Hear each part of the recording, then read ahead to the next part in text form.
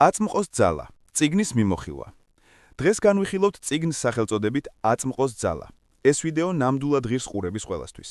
თქვენ მიჩვეული ხართ ყველაფრის გართულებას, განიცდით დეპრესიას, შფოთვასა და წუხილს. აწმყოს ძალა დაგეხმარებათ სამყაროს ახლებურად შეხედოთ. თავი პირველი. თქვენ და თქვენი გონება ერთი და იგივე არ ხართ. თქვენი სხეული ძლიერი მექანიზმია, აღჭურვილი ყველა საჭირო ინსტრუმენტით. ნებისმიერ ინსტრუმენტთან მუშაობისას სიფრთხილე გმართებთ და გამოყენების შემდეგ თავის ადგილას უნდა დააბრუნოთ. თუ ინსტრუმენტს უწყვეტად იყენებთ, საბოლოოდ ის გაფუჭდება. ყველაფერი ლოგიკურია, არა? თუმცა ჩვენ მუდმივად გვავიწყდება დასვენების მიცემა ყველაზე ძლიერი ინსტრუმენტისთვის, ჩვენი გონებისთვის. გამუდმებით შინაგან დიალოგს ვაწარმოებთ და ვფიქრობთ, რა მოხდება თუ სამსახურს ვერ ვიშოვი? ვაი, გადასახადების გადახდა ისევ დამავიწყდა. რა მოხდება თუ გამოცდას ვერ ჩავაბარებ? ძალიან მშიერი ვარ. დღეს რას მომამზადებ სადილად?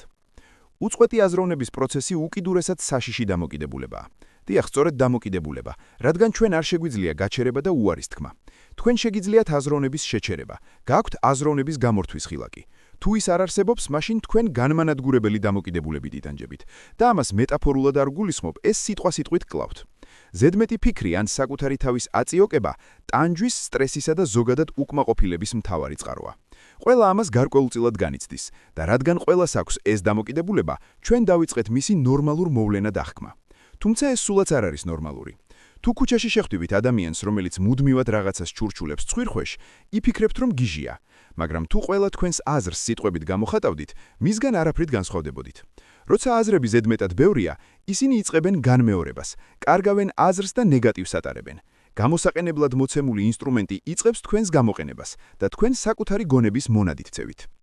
წიგნის ავტორი ამტკიცებს, რომ ზედმეტი ფიქრისგან თავის დაღწევა შეგიძლიათ, თუ მთელ ყურადღებას აწმყო მომენტს მიაპყრობთ. იცხოვრეთ აქ და ახლა.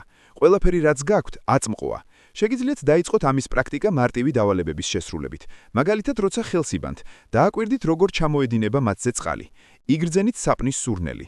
მოისმინეთ მიმდინარე წყლის ხმა. იგრძენით პირსახოცის შეხება კანზე. თავიდან მომენტზე კონცენტრირება მხოლოდ რამდენიმე წამით გამოგივათ. შემდეგ თქვენი აზრები კვლავ წარსულის გახსენებას ან მომავლის დაგეგმას მიაშურებ. და როცა ეს მოხდება, უბრალოდ დააკვირდით თქვენს გონებას. ნუ განიტკიცებთ თქვენს აზრებს და ნუ გაბრაზდებთ საკუთარ თავზე. უბრალოდ დააკვირდით თქვენს გონებას. დააკვირდით თქვენს აზრებს გარედან, თითქოს სხვა ადამიანს აკვირდებოდით. ავტორი ამას მოაზროვნის ჭვეტნას უწოდებს. მალე მიხვდებით, რომ თქვენ და თქვენი აზრები ერთი და იგივე არ ხართ. ეს ორი განსხვავებული არსებაა.